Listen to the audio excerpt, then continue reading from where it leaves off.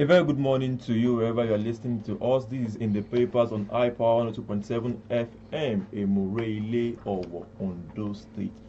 This is a program where we'll be reviewing newspapers in Nigeria today, and with me is INIOLUWA.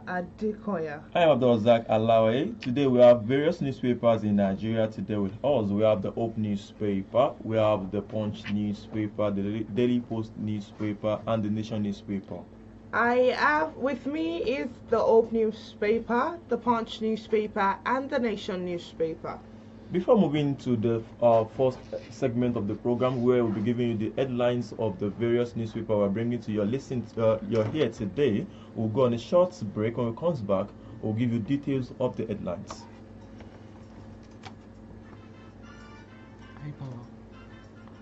High power. Introduce my first. Introduce me. You are still listening to In the Papers on iPower 102.7 FM, Emurele Owo, Ondo State. Before going on to today's headline, we are having the Punch newspaper, the Daily Post newspaper, the Hope newspaper, and the Nation newspaper. And also with my colleague, he's the Hope newspaper, the Punch newspaper, and the Nation newspaper. And starting from the Hope newspaper today, we have Ondo laments rising population of widows. On the Hope newspaper, Ondo APC rallies members across 203 wards for voters registration. And away from that to the Punch newspaper, I have 8,000 naira disputes led to voter stabbing in Lagos market. Still on the Hope newspaper, talking TCN power project. Oyebanji pays 503 million to 1,050 landowners. Away from that, straight to the Daily Post newspaper, I have 2027 ADC momentum fades as top opposition leaders delay defection. Still on the Hope newspaper, talking education, experts call for policy to regulate textbooks updates in schools. And still on the Daily Post newspaper, I have Peter Obi kicks against international passport fee hike. Now moving to the Punch newspaper, talking tariff wars, a federal government intervenes as state discuss rift deepens. Still on the Daily Post newspaper, I have with me is 2027 NNPP, not my party. We are open to discuss with anyone, says Kwakwanso. I have this too on Kwakwanso. No plans to leave NNPP, says Kwakwanso. Moving straight away to the Nation newspaper, I have a story coming from Rem Onkero saying Abuja Kaduna Road safe, says Onkero after tour. Talking elections, still on the Punch newspaper, INEC pushes back as opposition rejects Southwest voters' figures. I'm still on the Nation newspaper. I have Ojulari says NNPCL lost $500 million monthly to refineries operations. Still on the Punch newspaper, NEC unveils roadmap for $1 trillion economy by 2030. And also from my side, from the Nation newspaper, I am driving growth with foreign engagement, says Tinubu. Talking education, on the Punch newspaper, federal government ASU clash over 2021 agreement. That'll be all on the headline we're giving to you today. We'll go on a short break. When it comes back, we'll give you details of the further stories info.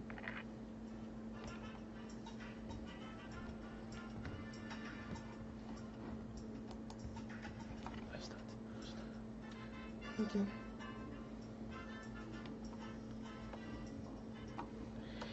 Very glad to have you back. You're still on to In the Papers, coming to you from iPower 102.7 FM.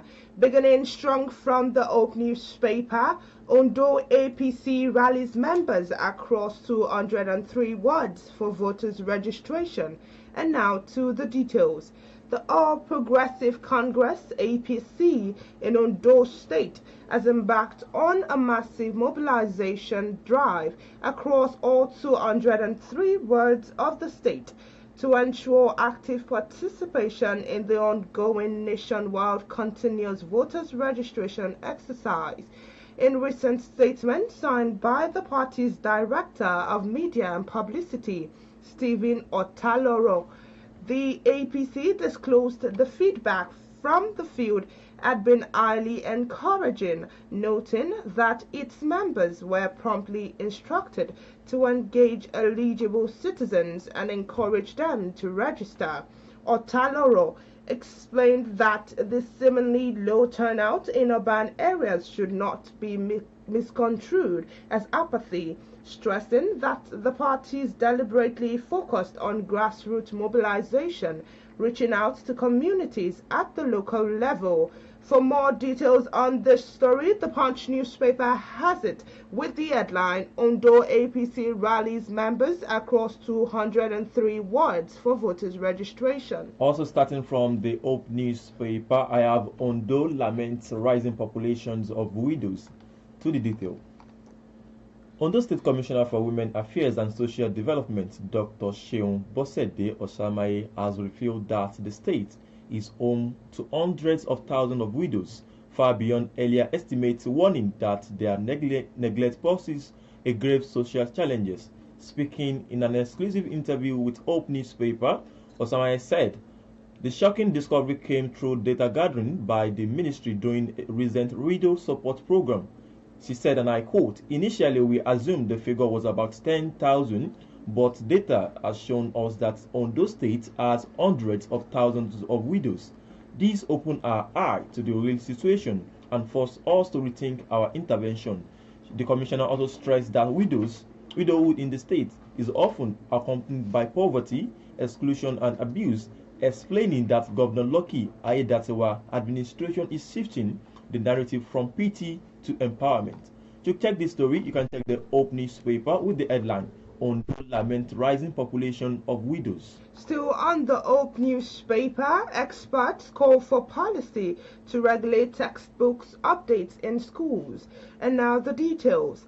Education experts have called on the government to implement policies regulating frequency of textbooks changes in schools, highlighting the importance of stability and learning and cost management. Kofi Michael of Parker's Institution and Mr. Lawrence Obayemi Ezewele, headmaster of Parker's Experimental Primary School, Akure, said that while updating textbooks is necessary, to reflect current knowledge, frequent changes create challenges for schools, students, and parents alike. Mr. Ezewele noted that changing textbooks every session places additional cost on parents, especially those with multiple children, and disrupt the practice of passing textbooks from older to younger siblings.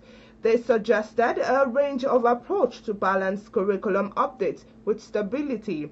This includes retaining core textbook for long periods with supplementary booklets. For more details on this story, the Hope newspaper has it with the headline, experts call for policy to regulate textbook updates in schools. And taking flight straight away to the Punch newspaper, where however how 8,000 naira dispute led to Lagos market killing, says trader. To the detail. Yes, and with me is the Hope newspaper with this headline, Oyebanji pays 503 million to 1,050 landowners. And now the detail.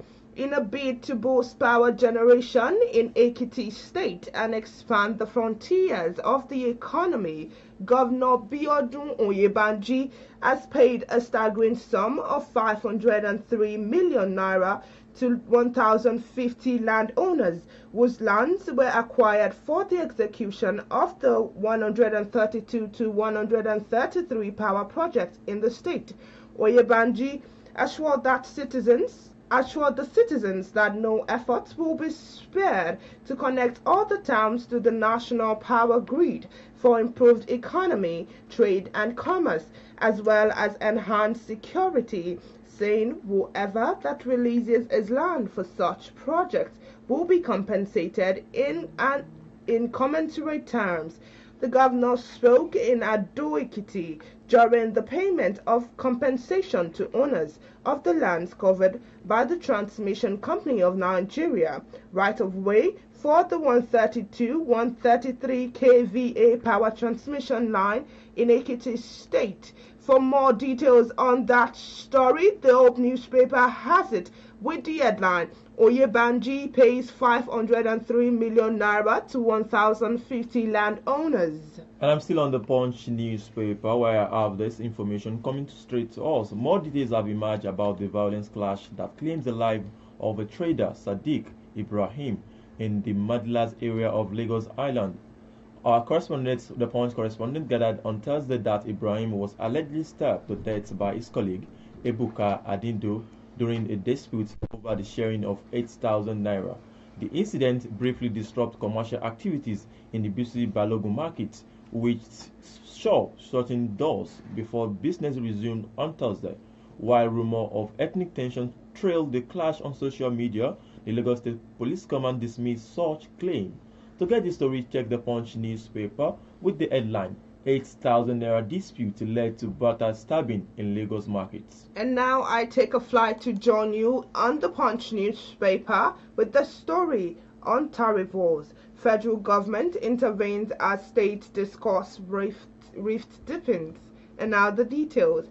As the crisis between states and electricity distribution companies continue to degenerate over who has the power to fix electricity tariffs, the federal government, through the Nigerian Electricity Regulatory Commission, has summoned all stakeholders to a meeting scheduled for next week.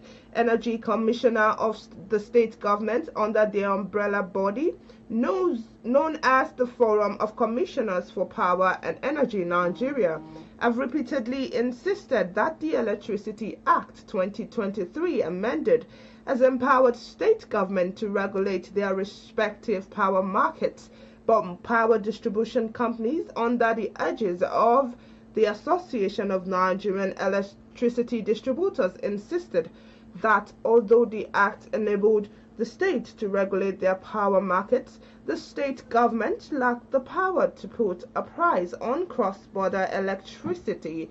For more details on that story, the Punch newspaper has it with the headline, Federal Government Intervenes as State Discourse Rift Deepens. And away from that to the Daily Post newspaper, where I have 2027 ADC momentous failed as top opposition leaders delay defection. To the detail. The initial momentum that comes with the announcement of the African Democratic Congress ADC as the platform for the opposition coalition appear to be on decline. Daily Post reports that this has been attributed to the reluctance of some presidential candidates, Peter Obi and Alhaji Atiku Abubakar, to officially join the party. Former governor of Anambra State and 2023 presidential candidate of the Labour Party, Peter Obi, former vice president and two-time presidential candidate of the People Democratic Party, PDP, Atiku Abubakar, and former governor of Rivers State and the 2023 presidential aspirant, Chibuike Amechi, are some of the bigwigs in the coalition of the political party leaders. Daily Post reports that Abubakar Obi and former governor of Kaduna State, Nasir El-Rufai, former Senate President David Mark, and former governor of Osun State, Rauf Aregbesola, among others, came together and adopted the ADC as the official platform of the coalition party. To check this story for more information, check the Daily Post newspaper with the headline 2027 ADC momentum fades as opposition leaders delay defections. Still on the Punch newspaper with this headline, no plans to leave NNPP, says Kwakanso. And now the detail. The national leader for the new Nigerian People's Party, Rabiu Kwankwaso, has maintained that he has no plans to defect to another political party, making the clarification at the party's National Executive Committee meeting in Abuja recently. Kwankwaso said the NNPC was performing well in Kano and other states, adding that we are very happy about it. He acknowledged that many people attended the meeting to hear from him following recent fake news reports that he would be making a critical decision about his future with the NNPP. Kwankwaso emphasized that any negotiation regarding the 2027 general election would be a collective decision, as he believed the party's supremacy. He advised party members not to be swayed by the hype of politicians defecting to another party. For more details on that story, the Punch newspaper has it with the headline, "No plans to leave NNPP, says Kwankwaso." Similarly, on the Daily Post newspaper, a story coming from Kwankwaso as well. 2027 NNPP, not my party. We are open to discuss with anyone, says Kwankwaso. To the detail. National leader of the New Nigerian Political People Party, NNPP, Rabiu Kwankwaso, has said that the party is open to discuss with other parties, individuals or coalitions ahead of the 2027 general elections. However, Kwankwaso said that his party was not in a hurry to enter into any form of agreement with anyone, even though they are ready to do whatever it takes to bring smile to the face of Nigerians. The former Kano State Governor, who spoke at the NNPP National Executive Committee (NEC) meeting in Abuja, said that the moment there is a discussion ongoing, adding that the leaders and members of the party would carry along for the collective decision to be reached. The report says that during the NEC meeting on Thursday, the party also dissolved its executive in some states and appoints new leaders, pending its conversion to elect substantive leader in those states. To check this story, check the Daily Post newspaper with the headline 2027 NNPP, not my party. We are open to discuss with anyone, says Kwankwaso. And with that, we've come to a wrap on this segment of In the Papers at iPower 102.7 FM. We take a short break, and when we get back, we will read to you the rest of the headlines and the details. Please don't go anywhere.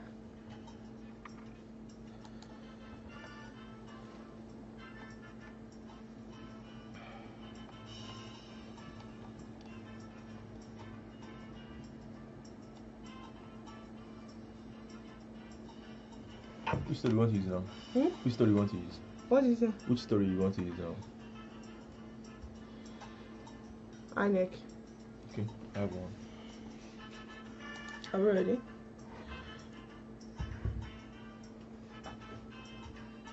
I'm doing. Welcome back, and you're still on to In the Papers, coming to you from iPower 102.7 FM. For contributions to the stories that has been read out to you, the number to call is 0816 552 4699. I repeat, 0816 552 4699. And I'm still on the Punch newspaper with this headline, INEC pushes back as opposition rejects Southwest voters' figures. And now the details.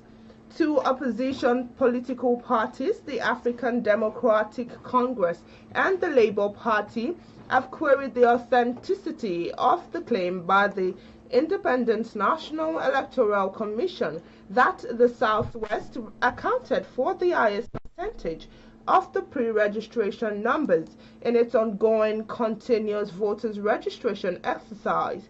The electoral umpire, however, dismissed the claims as unfounded, noting it was based on the lack of historical understanding of past voters registration trends.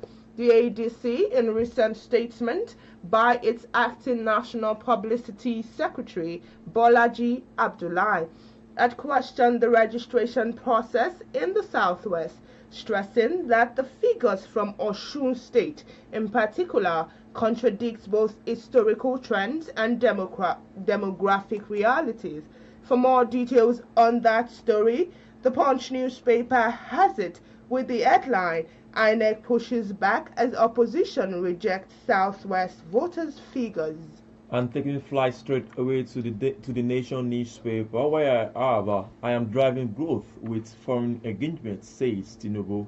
To the detail, President Bola Tinubu explained yesterday that every one of his international engagements was motivated by the responsibility Nigerians entrusted to him in the 2023 to restore Nigerians' pride and dignity on global stage. He added that in line with the text, the foreign trips and his administration reform programs were aimed at securing opportunities that would lead to growth, job creation, and prosperity for all Nigerians. The president stated this in a post on his verified X handle at official BAT shortly after arrival from Japan and Brazil. Said his engagement in Asia and the South American nation focused on unlocking critical investments.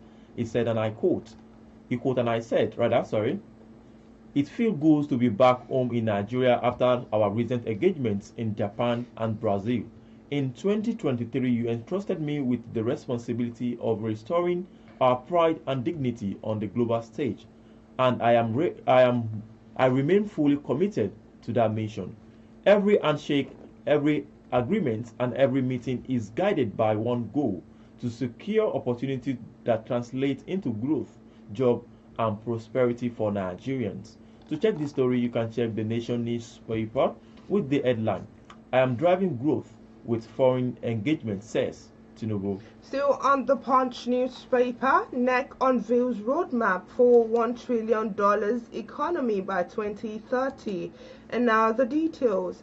The National Economic Council recently unveiled the framework for the Renewed Hope Development Plan 2026 to 2030, aimed at consolidating Nigeria's reforms agenda and actualizing the $1 trillion economy target of the administration of President Bola Tinubu.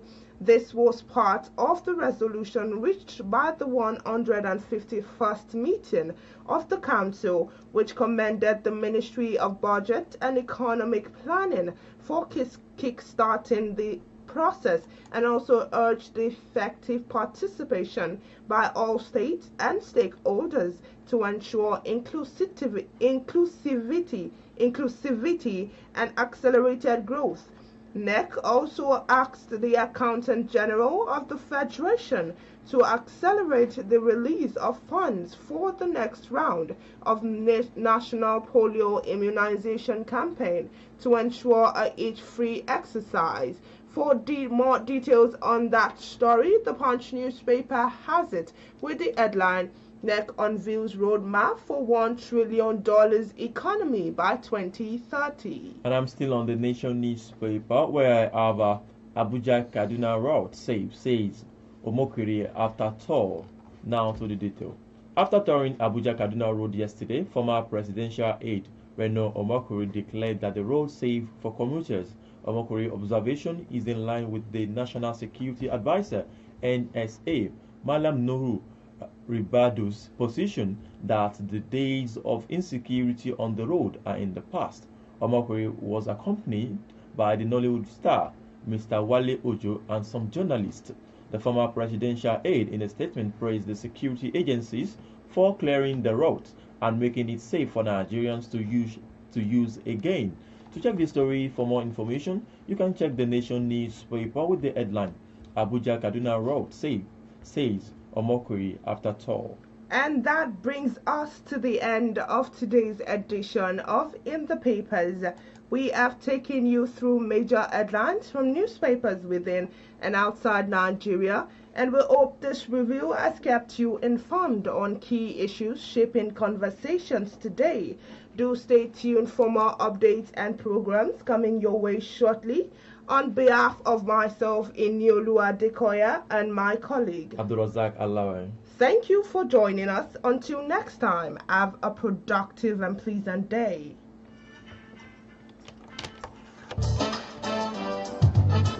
Glory be to God. Is that? Glory be to the Lord. What?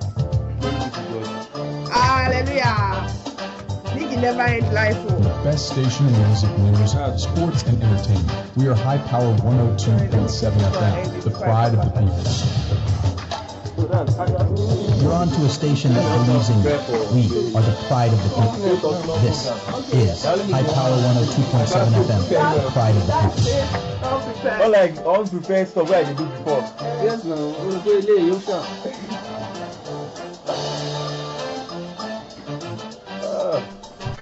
So, is this sport leg now?